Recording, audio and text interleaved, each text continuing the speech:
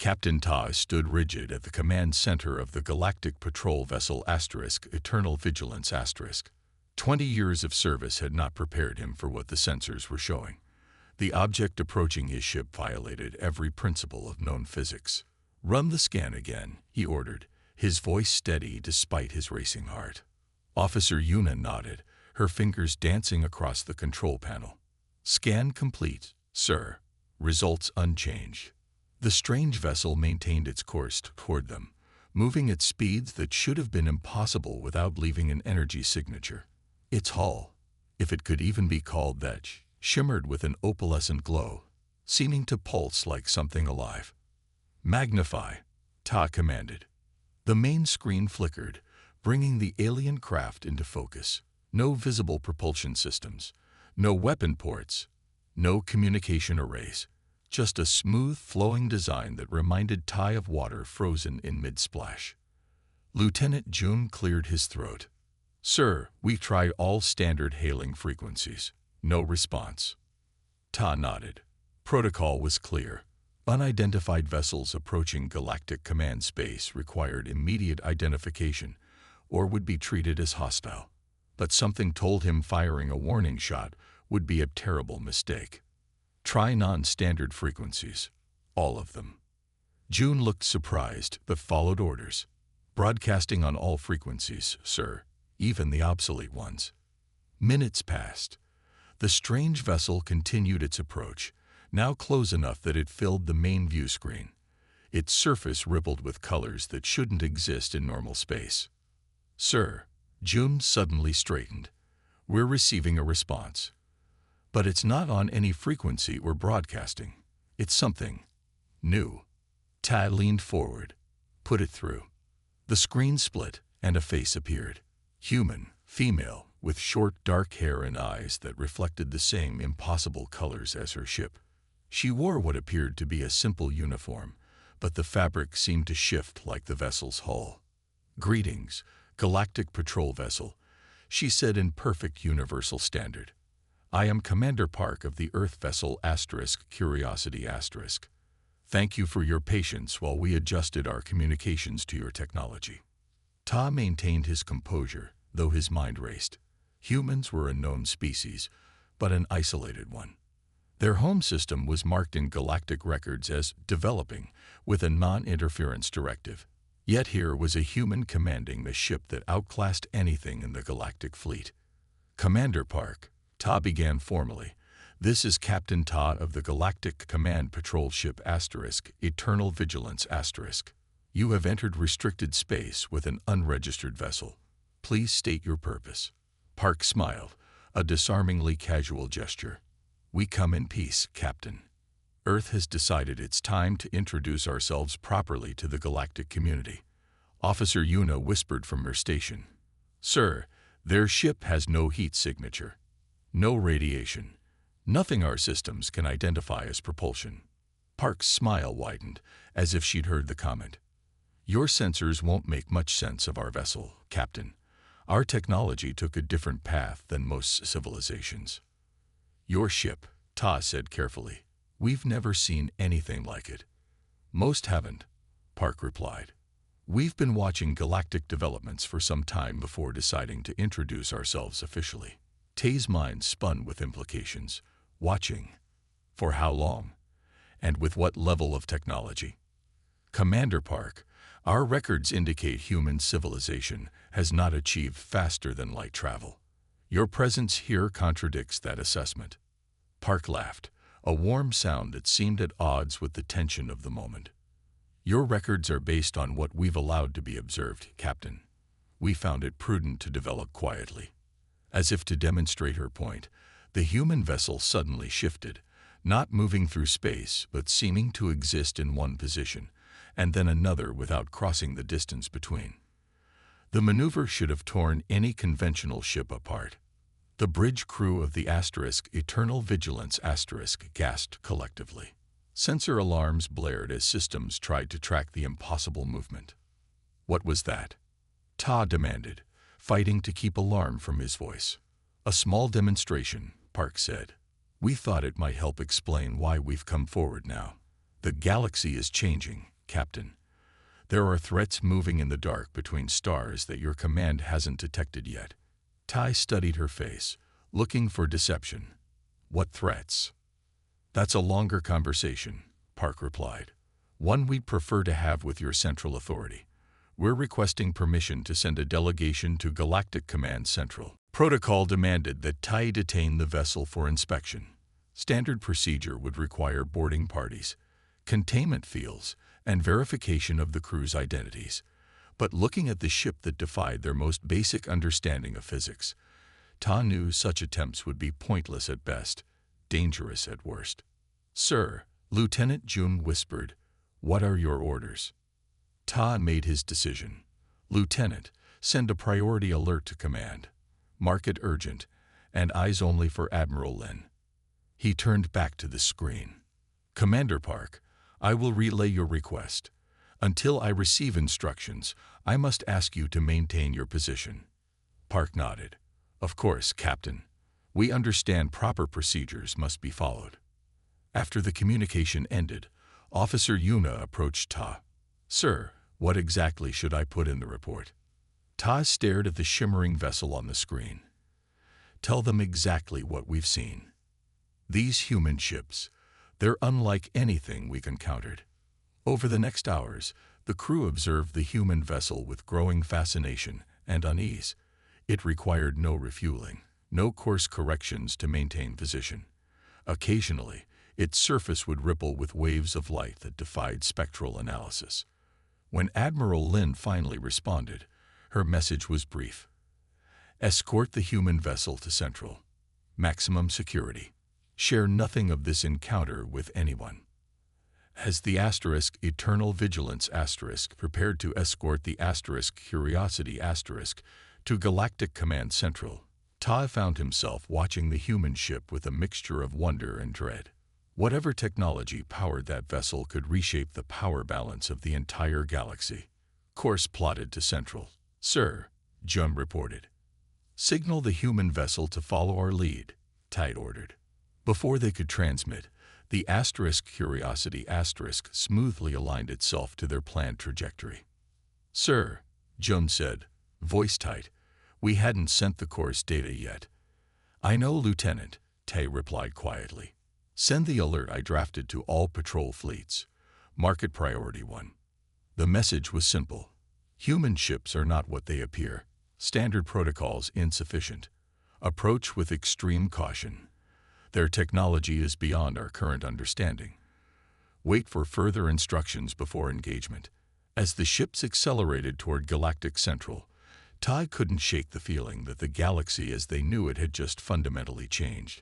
Science Director Sue leaned closer to the holographic display, her eyes narrowing at the data streams flowing across the screen. The secure laboratory deep within Galactic Command Central hummed with activity as the finest scientific minds gathered around the same puzzling readings. Run the molecular scan again, she ordered, her voice sharp with concentration. The human vessel, now docked in a special containment bay, had been subjected to every non-invasive test in the Galactic Command's considerable arsenal. Each test yielded results more confounding than the last. The results are consistent with previous scans, Director reported Technician Han. The whole composition changes constantly. The molecular structure rearranges itself every few seconds. Sue pointed to a specific area of the display where the ship's outer layer had been subjected to a small, controlled energy pulse during testing. And there, it just repaired damage. The affected area restored itself to original specifications within seconds. The assembled scientists murmured among themselves. Such technology was theoretical at best, considered impossible by most. The repair rate accelerated with each successive test, noted Assistant Director Ba. It's as if the ship was learning our testing methods and adapting to them. The laboratory doors slid open. Admiral Jin strode in, his formal uniform crisp and perfect, despite having been in emergency meetings for the past 36 hours. Captain Tay, who had made first contact with the human vessel, followed close behind. I need answers, not more questions, Jin announced without preamble. The human delegation is waiting in the diplomatic quarter, offering technological exchange. The council is divided. Half want to embrace this opportunity. Half fear it's a prelude to invasion. He stopped before the main display. What can you tell me with certainty? Sue straightened her back. With certainty. Very little, Admiral. The vessel defies our understanding of material science. The hull appears metallic but behaves like a living organism. It responds to stimuli, adapts to threats, and appears to communicate with other systems of the ship without any visible connection. In simple terms, Jin demanded. The ship is alive, Sue stated plainly. Or at least, parts of it are. Admiral Jin's expression darkened. Is it a threat? Analyst Minho stepped forward from his workstation. A specialist in xenopsychology, he had been tasked with interpreting the crew interviews. Unknown, sir, but the humans claim their ships share a bond with their crews, some form of partial consciousness. They describe it as a partnership rather than ownership. Impossible, Jin scoffed. Ships are tools, not partners. The evidence suggests otherwise, Sue countered. She gestured, and the display changed to show footage of the human vessel during its approach to Central. Watch here, as the patrol ships attempt to establish a standard escort formation. The recording showed the human ship smoothly adjusting its position before communication was established, perfectly matching the patrol formation without being told the parameters. It anticipated the standard protocol, Sue explained. Now watch this. The display shifted to a different angle, showing the moment when a small meteor shower crossed their path. The human ship's hull rippled, hardening in specific areas microseconds before impact. Their technology integrates biological components in ways we never considered, Sue concluded. The ship's outer layer contains engineered cells that communicate with the central system. The crew members have neural implants that allow direct interface with this system. Admiral Jin paced the command center, hands clasped behind his back. You're suggesting these ships have minds of their own? Not exactly, Minho clarified. Based on our interviews, it's more like a symbiotic relationship. The ship cannot function at full capacity without a human crew, and the crew relies on the ship's capabilities. The neural interface creates a feedback loop that enhances both. How advanced is this technology compared to ours? Jin asked, stopping his pacing. The room fell silent. Finally, Sue answered, conservatively, 200 years ahead of our current capabilities, possibly more. Jin's face remained impassive, but his fingers tightened behind his back. And their weapons. That's the strange part, Captain Ta interjected. They have minimal conventional weapons, almost as if they don't need them. Elaborate, Jin ordered. Ta stepped toward the display, calling up his observation logs.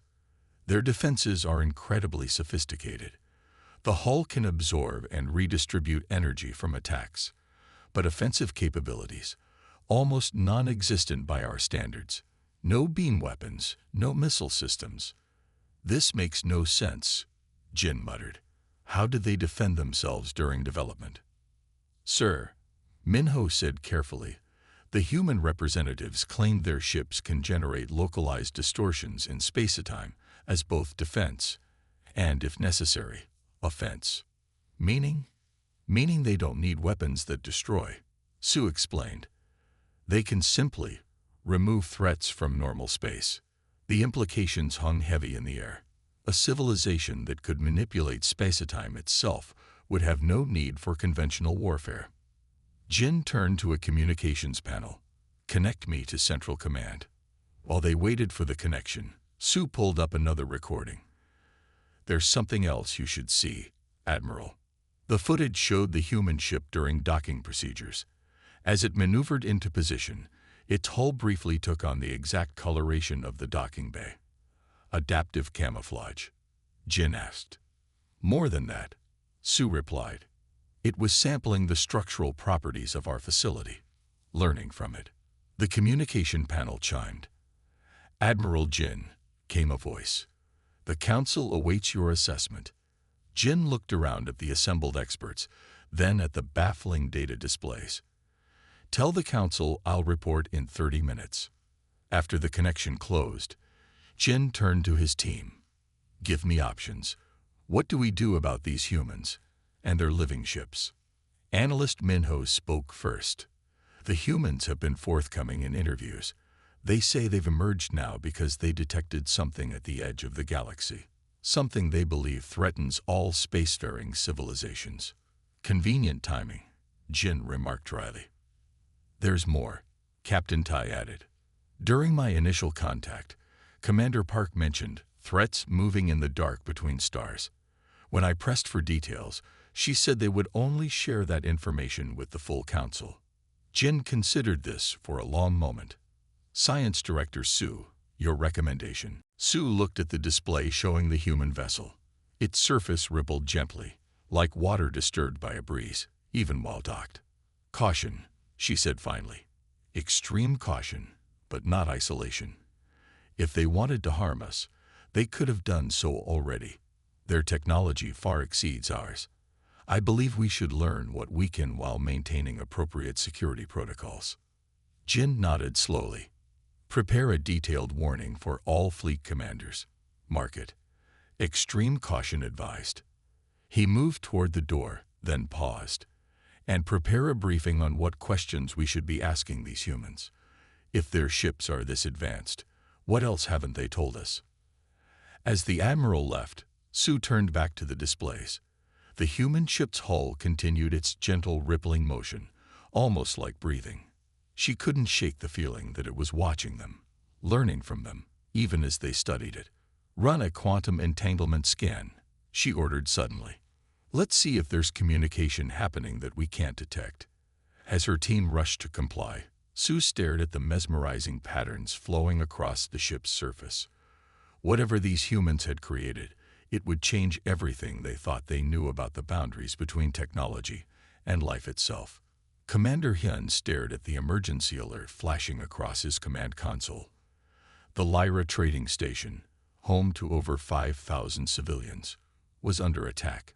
17 pirate vessels had emerged from the nearby asteroid field and surrounded the station, jamming all communications except for the automated distress beacon. Status of our nearest patrol vessel, Hyun demanded, his voice tight with frustration. Lieutenant Dury consulted her display. The asterisk Swift Justice asterisk is engaged with border skirmishes in the Torrent system. All other patrol ships are at least 3 hours away at maximum speed. Hyun slammed his fist on the console. The timing was no coincidence. The pirates had waited until galactic forces were stretched thin dealing with territorial disputes between two member species. Now they had a civilian station at their mercy. We can't reach them in time, Commander Hyun reported grimly to Admiral Jin, who had joined the emergency channel from Central Command. By the time any of our ships arrive, the station will be stripped and the civilians. He didn't need to finish the sentence. Everyone knew pirate crews didn't leave witnesses. What about the human delegation? Admiral Jin asked. Their ships were last reported in that sector. Hyun shook his head. We have no way to contact them. The diplomatic channel requires Central Command authorization, and even if we could reach them, they're observers, not combatants. On the tactical display, one of the pirate vessels fired on the station's outer defense ring. The kinetic shields flickered weakly. Those shields will fail within 20 minutes, Dury reported. The pirates are using phase disruptors. Phase disruptors were illegal weapons that had been banned throughout civilized space. They weren't designed to destroy targets quickly, but to cause maximum suffering by slowly breaking down shield harmonics until the protected structure was exposed. Keep trying all channels, Hyun ordered, and prepare a recovery team. We need to document this attack for the Council. The words tasted bitter in his mouth. They were reduced to planning how to count bodies because they couldn't prevent the massacre. Suddenly, Dury straightened at her station. Sir, new contacts appearing near the station. The tactical display flickered as 3 new ships materialized seemingly from nowhere. They weren't there one moment, and the next, they had surrounded the pirate vessels in a perfect triangular formation. Identification, Hyun demanded. Sir, they're human vessels, Dury replied, voice filled with disbelief. Similar configuration to the diplomatic ship that visited Central Command. But these appear to be different somehow. Different was an understatement. Where the diplomatic vessel had been sleek and shimmering, these three ships bristled with what appeared to be armored plates that shifted and realigned as they moved.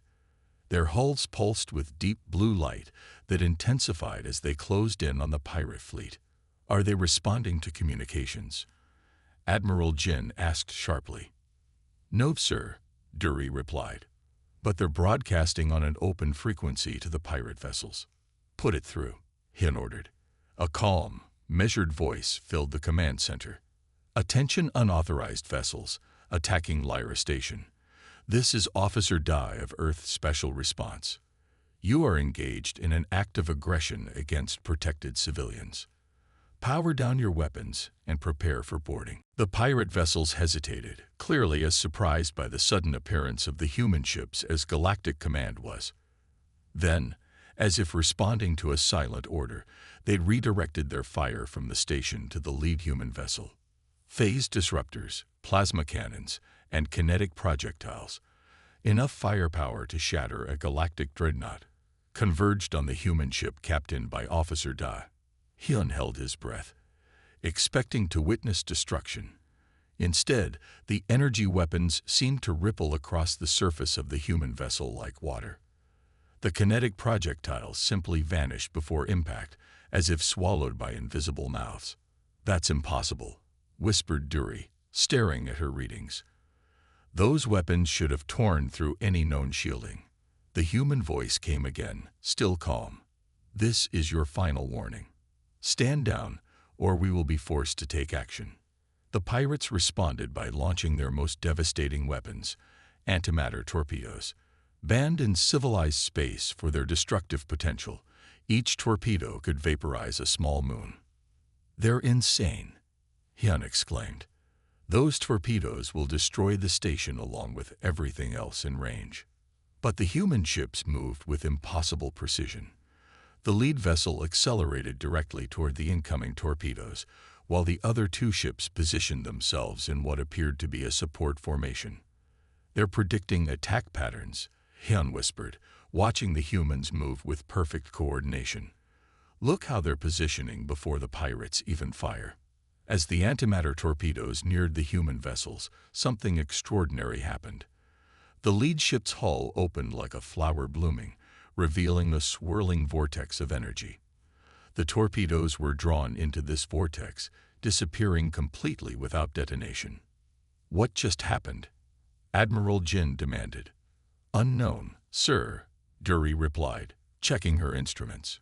There was no explosion, no radiation release. The torpedoes simply ceased to exist. The pirate fleet began to scatter, clearly recognizing they faced something beyond their experience. But the human ships moved faster, surrounding individual pirate vessels with methodical precision.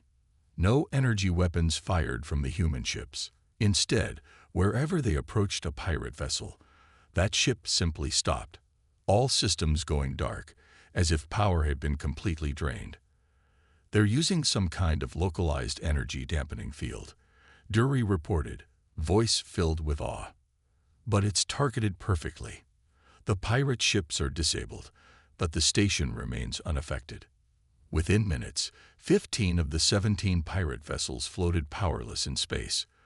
The remaining 2 had accelerated to maximum speed, attempting to flee. The human ships made no attempt to pursue. Instead, they positioned themselves protectively around the civilian station, their hulls pulsing with that strange blue light. Sir, Dury said, the station reports all civilians safe. No casualties. Hyun finally remembered to breathe. And the pirates? Life support systems remain operational on the disabled vessels. The crews are alive but unable to operate any systems, including weapons. Admiral Jin's voice came through the comm channel. Commander Hyun, dispatch recovery teams to take the pirates into custody. Priority escort for the human vessels if they'll accept it. Yes, sir, Hyun replied, then turned to Dury. Open a channel to the human commander. When Officer Da's face appeared on screen, Hyun was surprised to see a young woman with a serene expression, as if she'd just completed a routine patrol rather than facing down a pirate fleet. Commander Hyun of Galactic Command. Hyun introduced himself formally. On behalf of the Council, I extend our gratitude for your intervention. Dae nodded simply. We were in range to assist. No thanks necessary. Your vessels displayed unusual capabilities, Hyun said carefully. Our nearest ships would have taken hours to respond. We traveled differently, Dae replied with a small smile. And yes, our defensive systems are not like yours. Would you accept an escort to Central Command? Admiral Jin would like to personally thank you and your crews. Dae seemed to consider this for a moment. Not necessary. We're needed elsewhere. The diplomatic team at Central will answer your questions. Before Hyun could respond, the human vessels began to shimmer, their outlines becoming less distinct. Sir, Dury reported urgently. I don't know what they're doing, but they're fading from our sensors. Officer Da, Hyun said quickly. How should we classify this incident in our report? Dae's image was already fading, but her voice came through clearly. A simple demonstration of friendship, Commander. Nothing more. And then the human ships were gone, vanished as completely as if they had never been there at all. Only the disabled pirate vessels and the saved station remained as evidence of their passing.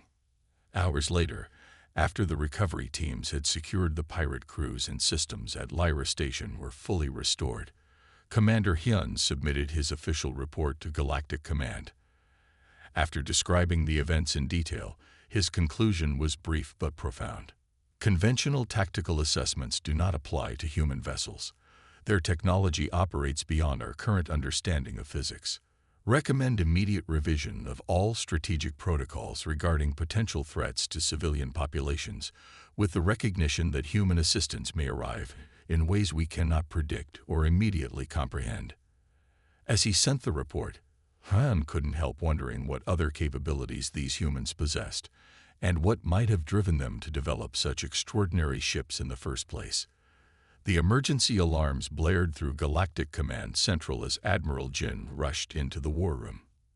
Screens covering every wall showed the same horrifying scenes, massive black ships emerging from regions of space previously thought empty. Their hulls absorbed light rather than reflected it, making them appear like holes cut into the fabric of reality itself. Status report, Jin demanded, his voice steady despite the chaos unfolding around him. Officer Jiwoo looked up from her console, her face pale with shock. Sir, we've lost the 7th Fleet, she reported, voice shaking. 300 ships, gone in less than 5 minutes. Jin's expression hardened as he studied the tactical display. The unknown vessels, already being called void ships by terrified crews, had appeared simultaneously at 7 different locations across the galaxy. Each group was methodically destroying everything in its path. Casualties, he asked quietly. Estimated at 20 million so far, Ju answered. And rising. The Proxima colony was completely destroyed before evacuation could begin. Science Director Sue entered the war room, her normally immaculate appearance disheveled. Admiral, we've analyzed the weapon signatures. They're using some form of matter disruption technology. It doesn't just destroy targets, it unmakes them at the subatomic level. Any weaknesses? Jin asked. None that we can detect, Sue replied grimly. Our weapons barely register on their hulls. It's as if they exist partially in another dimension. The room fell silent as the implications sank in. The Galactic Alliance, with its thousands of years of technological development, found itself helpless against these invaders. Commander Hyun approached Admiral Jin. Sir, the human diplomatic vessel is requesting permission to dock. Fleet Commander Kim says it's urgent. Jin nodded sharply. Grant immediate clearance. 20 minutes later, Fleet Commander Kim strode into the war room. Unlike the fear evident on the faces of the galactic officers, the human's expression showed grim recognition. You've seen them before, Jin stated, not a question. Kim nodded once. We call them the Void Collective. They emerge from dark space approximately every 10,000 years to harvest inhabited systems. Harvest? Sue asked, her scientific curiosity momentarily overcoming her horror. They convert matter, stars, planets, people, into energy to sustain themselves, Kim explained. They've been dormant for millennia, which is why we had time to prepare. Prepare? Jin's voice rose in frustration. You knew this was coming and didn't warn us. Kim met his gaze steadily. We tried, Admiral. 300 years ago, human explorers encountered evidence of previous harvests. When we attempted to share this information with the galactic community, we were dismissed as a primitive species seeking attention. Old records flashed in Jin's memory. Reports of a small delegation from Earth, bearing warnings of ancient threats, being turned away by a previous council that considered humans barely worth diplomatic recognition. So you develop your ships, Jin realized. Yes, Kim confirmed. We can help, but we need operational freedom. Our vessels must function without the constraints of your command protocols. Jin bristled at the implication. The galactic fleet has defended this galaxy for thousands of years. You don't understand what we're facing. We understand better than you think, Kim replied without emotion. Our ships were designed for exactly this scenario. They're the only weapons in this galaxy capable of fighting the Void Collective. Before Jin could respond, the tactical display flashed urgent red. Sir, Juwu called out. The Void ships have changed course. All groups are converging on Central Command. Estimated arrival: 6 hours. The war room erupted in panicked activity. Central Command was the heart of galactic civilization. If it fell, coordinated resistance would be impossible. Jin stared at the display for a long moment, then turned to Kim. What exactly do you need? Full operational authority for all human vessels, Kim answered immediately, and access to your communication network to coordinate with our fleet. Your fleet? Jin asked. The diplomatic vessel is your only ship in our space. Kim smiled for the first time, though there was no humor in it. No, Admiral, it's not. Within an hour, sensors detected hundreds of human vessels emerging throughout the galaxy. They had been there all along, hidden by technology that rendered them invisible even to the most advanced galactic systems. We've maintained a protective network around key systems for decades, Kim explained as reports flooded in, waiting and watching for the Void Collective's return. The human ships converged on the paths of the invaders, forming intricate formations unlike anything galactic tacticians had ever conceived. Rather than arranging in standard defense patterns, the human vessels positioned themselves in complex geometric structures that seemed to ripple and shift in response to the movements of their enemies. Admiral Jin granted Kim's request, giving the human fleet commander access to the central communication network. Kim's orders went out, not just to human ships, but to specific human captains by name. Interesting, Sue noted, watching the deployment. They're not using standardized formations or protocols. Each ship group seems to have a unique configuration and purpose. Because they're not simply ships, Kim explained. They're connected. Each vessel is part of a larger system. When the Void Collective's forces arrived at the outer defense perimeter of Central Command, the human fleet was waiting. The galactic defense ships held back under Kim's orders, forming a secondary line. What are they doing? Jin asked as the human vessels arranged themselves in concentric circles around the approaching enemy.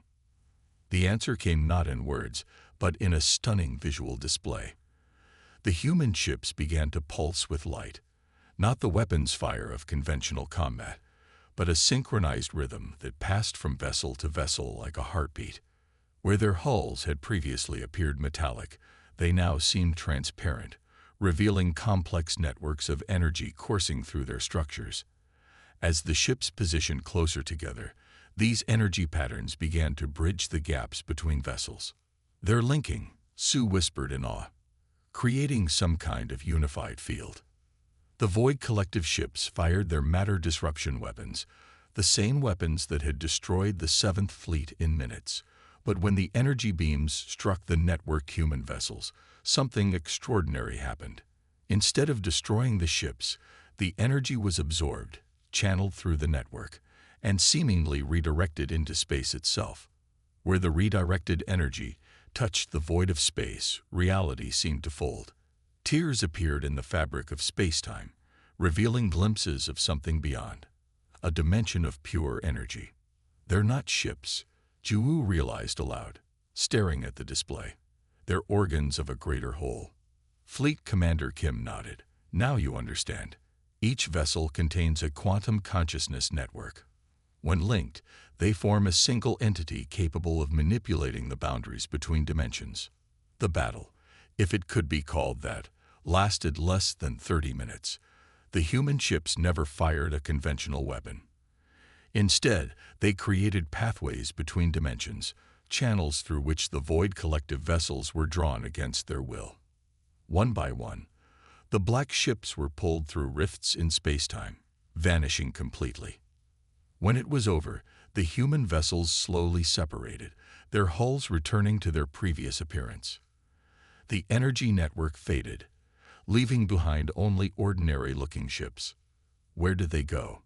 Jin asked, staring at the empty space where the enemy had been. Back to dark space, Kim replied. Contained in a dimensional pocket where they can harm no one. A prison rather than destruction. Why not simply destroy them? Commander Hyun questioned. Kim's expression was solemn. Because they, too, are alive. Different, alien, threatening, but still living beings. Humanity learned long ago that extermination is rarely the answer, even when it seems justified. As the immediate crisis passed, Admiral Jin found himself looking at these humans with new understanding. Their ships weren't just advanced technology. They were the physical manifestation of a philosophy fundamentally different from the galactic approach to existence. I believe, Jin said carefully, that the Galactic Council will want a complete briefing on what just happened, and perhaps a reconsideration of Earth's position within our community. Kim inclined his head in acknowledgement. We are ready when you are, Admiral. But first, there's much more to explain about what you just witnessed. The great hall of the Galactic Council shimmered with light reflecting off the crystalline dome above. Representatives from 217 species filled the tiered seating, their quiet murmurs creating a gentle hum throughout the chamber.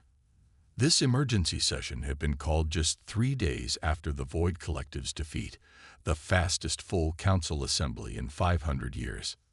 Science Director Sue stood at the central podium, her usually stern expression softened by something that might have been wonder. The holographic displays behind her showed detailed schematics of human vessels, their unique configurations rotating slowly for all to see.